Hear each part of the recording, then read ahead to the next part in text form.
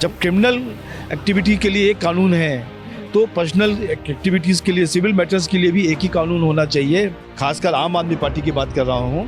हमारा ना ही कोई गठबंधन होगा, ना ही कोई वैचारिक मित्रता है। अमित शाह जी डायरेक्टली मणिपुर की व्यवस्थाओं को देख रहे हैं। मणिपुर का अमेरिका के जाने से क्या लेना देना है? यदि प्रधानमंत्री वहाँ नहीं जाते तो क्या मणिपुर का ये जो लड़ाई झगड़ा है वो खत्म हो जाता? नहीं। आपने 9 सालों में देखा एक भी कोई करप्शन का इल्जाम नहीं लगा इस पार्टी के ऊपर कि प्रधानमंत्री के रूप में मोदी जी के अलावा कोई और चेहरा है। कोई भी आम व्यक्ति से पूछो, ये जो 120 में आप खरीद रहे हैं ये वापस 20 रुपए में खरीदेंगे। 2-4 दिन टमाटर नहीं भी खाएंगे तो काम चल जाएगा। नमस्कार, बहुत बहुत स्वागत है आपका सौगन टीवी में। और अगर बात की जाए तो पिछले दिनों से लगातार यूसीसी को लेके जिस तरीके से विवाद हो रहा है, लेकिन अगर इसी बीच में देखा जाए तो बीजेपी भी कहीं ना कहीं मान नहीं रही है, क्योंकि अपने 9 साल बेमिसाल के तौर पे गिनवा रही है लगातार। यूसीसी का नया बवाल जो है संविधान के तहत, सलमान खुर्शीद जी बोल रहे हैं कि अब बीजेपी जो है वो अब शादियों के मसले भी जो है वो सुलझाने में लगी। अरे वो लगता है उनको समझ में नहीं आता। यूसीसी को पढ़ना चाहिए। आज क्या है, मुस्लिम समाज की बहनें बच्चों को गोद नहीं ले सकती। कई बार ऐसा होता है कि कोई पुरुष जॉब कर रहा है, नौकरी कर रहा है और उसकी डेथ हो जाती है, और जब डेथ हो जाती है तो मुआवजा पत्नी को मिलता है। इस कानून में यह है कि यदि उसकी माता पिता हैं उनका भी भरण पोषण उसी मुआवजे से होना चाहिए। ये भी कानून में है। कानून में यह भी है कि यदि कोई महिला काम कर रही है और उसकी डेथ हो जाती है और मुआवजा पति को मिलता है तो महिला के अकेले माता पिता का भरण पोषण वो पति उस मुआवजे से करेगा। बहुत सारी योजनाएं, हलाला आप जानते नहीं है, इद्दत आप जानते नहीं है क्या? इन सब तरीके की बहुत सारी योजनाएं ना केवल मुस्लिम समाज में बल्कि ऐसे भारत के बहुत सारे समाज में कुछ कुरीतियां थी, इसलिए प्रॉपर्टी का है। आज बेटी को प्रॉपर्टी नहीं मिल पाती है। बेटे का लगता है कि मेरा हक है पिताजी की प्रॉपर्टी के ऊपर।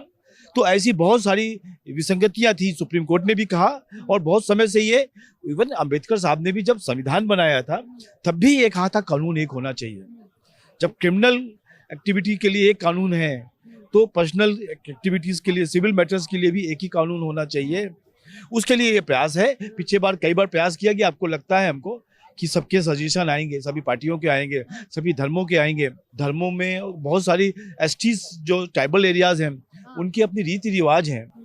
उसके हिसाब से हम एक नया कानून ड्राफ्ट करेंगे और उसको सर्वदलीय बैठक और सर्वधार्मिक बैठक को करने के बाद हम इसको लागू करेंगे। कहीं ना कहीं अब देखिए, जहाँ पे अगर देखा जाए तो विपक्ष का कहीं ना कहीं गठबंधन हुआ।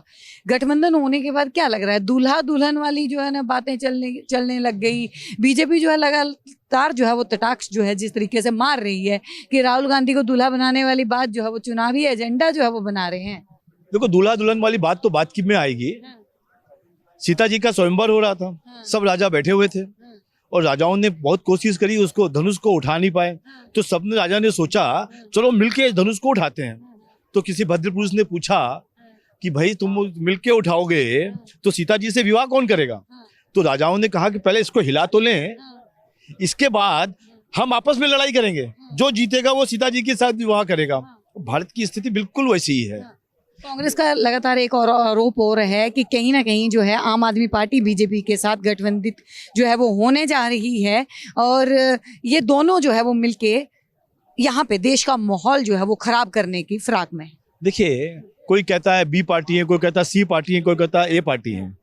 आपके हिसाब से कौन सी पार्टी है? हम अपनी भारतीय जनता पार्टी है, और हम कांग्रेस और आम आदमी पार्टी ऐसे लोगों ने, खासकर आम आदमी पार्टी की बात कर रहा हूँ, हमारा ना ही कोई गठबंधन होगा, ना ही कोई वैचारिक मित्रता है। वैचारिक मित्रता भी नहीं है, और आने वाले समय पर उनके साथ कोई गठबंधन संभव भी नहीं है। जिस तरीके के अराजक हैं, उन्होंने दिल्ली और देश को खराब किया है, तो मेरा मानना है कि भारतीय जनता पार्टी भविष्य में कभी भी उनके साथ कोई गठबंधन करने के लिए ना तैयार है, ना करेगी। प्रधानमंत्री मोदी के अमेरिका दौरे को लेके भी लगातार वो चर्चाओं में बने हुए हैं। बात की जाए तो ये बोला जा रहा है कि मणिपुर जो है वो जल रहा था और प्रधानमंत्री मोदी जो है वो अमेरिका दौरे पे भाग गए। बीजेपी क्या मान रही है? देखिए, ऐसा जो लोग पॉलिटिकल स्टेटमेंट देते हैं उनका काम है कहना, कोई बहाना नहीं मिलता। अमित शाह जी डायरेक्टली मणिपुर की व्यवस्थाओं को देख रहे हैं, लगातार कई मीटिंग कर शांति बनाने में नाकामयाब क्यों हो पा रही है? वो आप वहाँ का जो मैतई ग्रुप है और जो वहाँ का कुका ग्रुप है, कुकी ग्रुप है, उनके आपस के बीच का दोनों ट्राइबल्स और उनके स्थानीय लोगों का झगड़ा है। उनको, और आज से नहीं बहुत समय से हो रहा है, उसको शांति बनाने की पूरी व्यवस्था करी जा रही है। इनको तो बहाना है। मणिपुर का अमेरिका के जाने से क्या लेना देना है? यदि प्रधानमंत्री वहां नहीं जाते तो क्या मणिपुर का ये जो लड़ाई झगड़ा है वो खत्म हो जाता? नहीं। विपक्ष का ये कहना है कि मणिपुर के हालातों का जो है वो जायजा लेना जरूरी था, जो कि नहीं लिया गया। अमित शाह जी उसको पूरा डायरेक्टली देख रहे हैं और विपक्ष को मालूम है कि जायजा लिया गया या नहीं लिया गया। खाली कुछ बातें करना, बातें करके निकल जाना, ये उनका काम है और इस विषयों पर ज्यादा ध्यान भी नहीं देते, क्योंकि विपक्ष इस समय पर दिशाहीन है।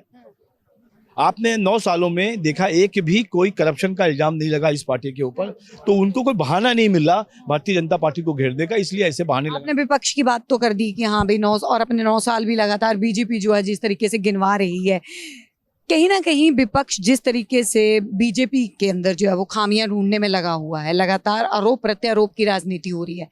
2024 में, क्योंकि कर्नाटका भी हाथ से गया है शुभेंदु जी, 2024 में क्या नहीं लगता है आपको कि बीजेपी को एक बड़ा झटका जो है वो लगने की उम्मीद है? आज भी भारत में आप किसी भी से भी पूछो कि प्रधानमंत्री के रूप में मोदी जी के अलावा कोई और चेहरा है, कोई भी आम व्यक्ति से पूछो तो वो दूर दूर तक कोई नजर नहीं आता, पहला। और मोदी जी की जो विकास यात्रा रही है 9 वर्षों से, भारत को जो स्थान मिला है, मेरे को लगता है कि आने वाले कई वर्ष, कई लोकसभा के चुनाव केवल और केवल मोदी जी के किए हुए कामों से, भारतीय जनता पार्टी का सुशासन से वो चलता रहेगा। उनका काम है कहना, उनका काम है गलती निकालना। भगवान में भी लोगों ने गलतियां निकाली हैं, तो मोदी जी तो क्या चीज है। चलिए शुभेंदु जी, आखिरी सवाल एक लूंगी मैं। सब्जी खाते हैं शुभेंदु जी आप? हाँ, सब्जी तो खाते हैं। टमाटर यूज होता होगा? हाँ, टमाटर भी यूज होता है। 120 रुपए किलो हो गया। महंगाई की लगातार जो है मार देश के ऊपर पड़ रही है, आरोप जो है लगातार केंद्र सरकार पे लगते हैं। जब 10 रुपए किलो टमाटर बिक रहा था तब आप कहाँ थी आशीष जी? होता है कई बार कि जो सप्लाई और वो आवश्यकता के बीच में कभी पानी बरस जाए, कभी कुछ सप्लाई ना हो पाए, तो चीजें बढ़ जाती हैं। उसके ऊपर कल परसों केंद्र ने विचार किया है और 1-2 दिन के अंदर ये जो 120 में आप खरीद रहे हैं ये वापस 20 रुपए में खरीदेंगे। 2-4 दिन टमाटर नहीं भी खाएंगे तो काम चल जाएगा। तो देखिए शुभेंदु शेखर ने महंगाई वाले मुद्दे पर ये बात तो अपना पक्ष तो रख दिया कि 2-4 दिन अगर टमाटर नहीं खाएंगे तो चल जाएगा।